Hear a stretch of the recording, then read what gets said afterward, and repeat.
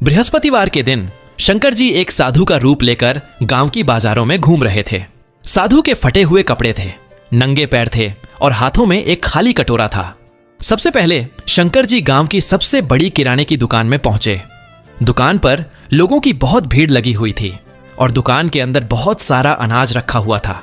शंकर जी ने धीरे से कहा, बेटा थोड़ा सा अनाज मिल जाए तो भूखे पेट को सहारा मिल जाएगा। दुकानदार चिढ़ते हुए बोला, अरे बाबा, यहाँ कोई दान की दुकान नहीं है, पैसे हो तो लो वरना रास्ता नापो।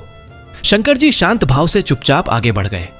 थोड़ी दूर आगे जाकर शंकर जी गांव के सबसे बड़े जमींदार के घर पहुंचे। घर में भंडारा चल रहा था, पूजा हो रही थी और बहुत तरह के पकवान बनाए जा रहे थे। शंकर जी ने हाथ जोड़कर कहा, बेटा थोड़ा सा प्रसाद मिल जाए तो भगवान तुम्हारा भला करेंगे। जमींदार ने गुस्से में कहा, यह प्रसाद भिखारियों के लिए नहीं है, यह प्रसाद मेहमानों के लिए है, यहां से निकलो। बूढ़े शंकर जी मुस्कुराते हुए आगे बढ़ गए। रास्ते में शंकर जी गांव के किनारे एक टूटी हुई झोपड़ी के पास पहुंचे, जहां पर एक गरीब लकड़हारा बैठा हुआ था और उसके पास सिर्फ सूखी हुई खिचड़ी बची हुई थी। शंकर जी ने धीमे स्वर में कहा, बेटा मैं बहुत दूर से चलकर आया हूं, अगर थोड़ा सा कुछ खाने के लिए मिल जाए तो बहुत कृपा होगी।